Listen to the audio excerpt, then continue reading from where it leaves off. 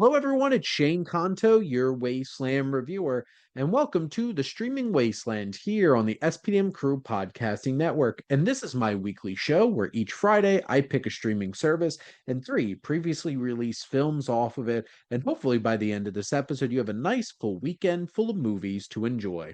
And yes, it is still October, it is still spoopy season, and we have three more episodes, including this one, to focus on all horror, thrillers, and anything of the sort that's really going to set the mood for the season. And we're highlighting on the Criterion Channel. This is usually where I try to recommend some like really old, classic, underseen films.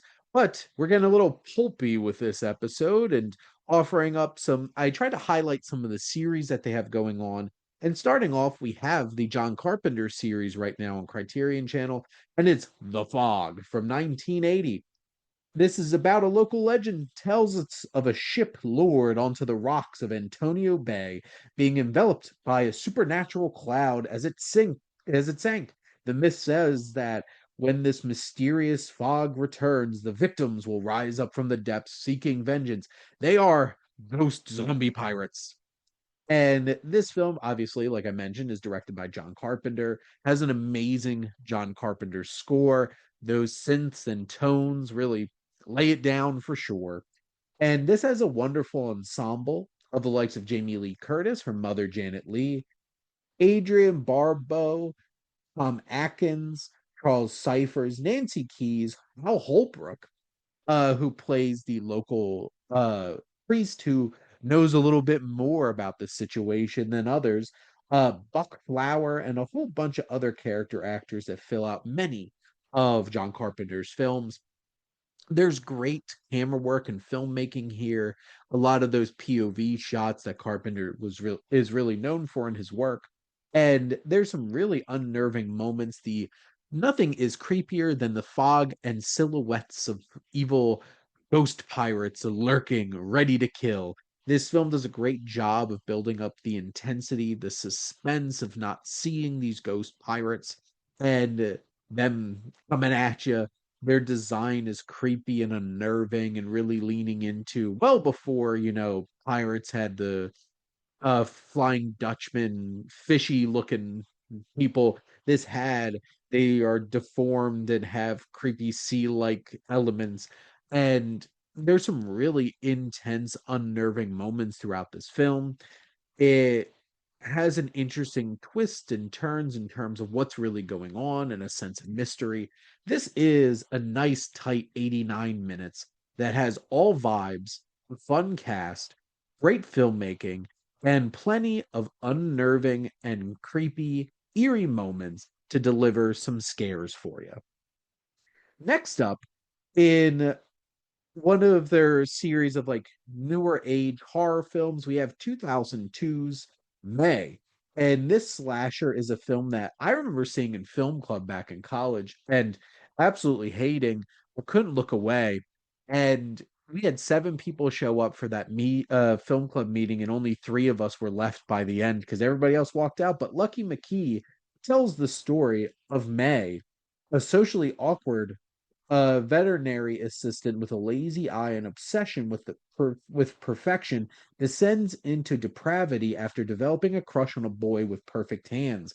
This film actually is a really effective, really well put together, atmospheric film that explores the complexities of modern dating in the 21st century, our obsession with specific beauty standards and expectations, and the challenges of human connection. And this has Angela Bettis in the starring role, Jeremy Sisto as the young man who she's falling for, and has Anna Faris, who plays this popular young woman that she idolizes.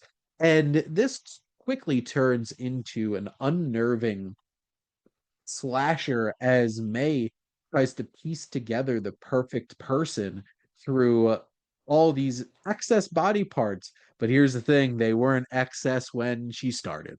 And it's dark, it's twisted, it's violent, it's gory, it's grotesque.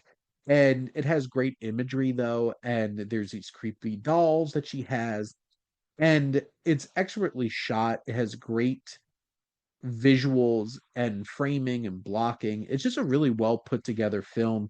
It's certainly unnerving, and at 93 minutes is a nice, tight slasher tragedy that goes on display as we see the descent of this young woman, May, with a great performance from Bettis and a strong supporting cast, really tie this film together and offers up a really unexpected indie slasher horror experience. And lastly, they do have a David Lynch series going on right now on the Criterion Channel, and I'm here to recommend his 1977 darkly comedic monster and body horror film Eraserhead. Henry Spencer tries to survive his industrial environment, his angry girlfriend, and the unbearable screams of his newborn mutant child.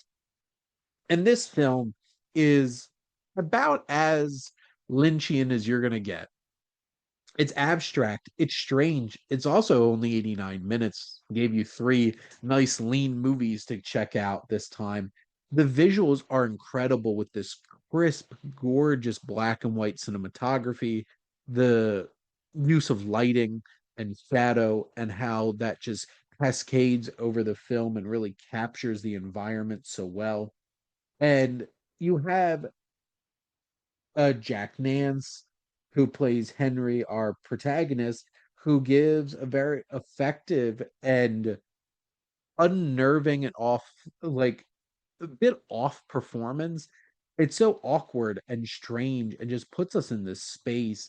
And this film thematically works on so many different levels, really capturing the anxieties of parenthood and like seeing your child as this monster. It screams and it's unrelenting, and your worst moments really being so anxious about this responsibility. And this film navigates that in an abstract, thought provoking, and strange kind of way. This film has so much incredible imagery and sound design and everything that pulls it together. It is strange, it's off-putting, it's unnerving, it's abstract. It's something that's going to make you think and make you feel some very uncomfortable feelings. And that's what David Lynch did so well, was really push his viewers, his audience into places that they haven't been, never thought they might want to go. They might not want to go, but they're brought there and they have to reckon with the incredible and interesting dynamics that he's able to create.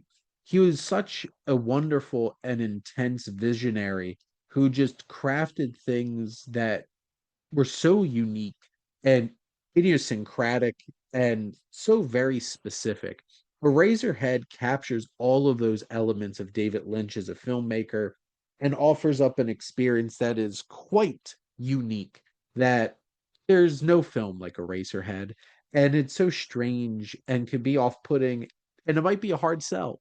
But if you're willing to dive in and experience something so unique and strange and out there, and you're willing to have an open mind about it, it's right there and it's worth the time, it's worth the watch. But that's a wrap here on this episode of the Streaming Wasteland. Let's do a little summation here for the Criterion Channel. We have the 1980s The Fog, 2002's May, and 1977's Eraserhead. But thank you for listening. Make sure to like, comment, and share this episode.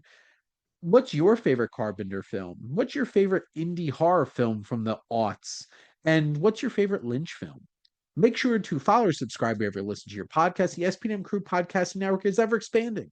We have so many great shows with so many different interests. Something's going to pique your fancy, whether it's film or television or sports or Tolkien or trivia games, all different types of stuff. And if you want to join the crew, be a guest on one of these shows, or start your own podcast, reach out to us on our website. And if you like our logo, check out HiFlyer Creative for all your digital marketing needs. Most importantly, thank you as always for tuning in and supporting the Streaming Wasteland here on the SPM Crew Podcasting Network.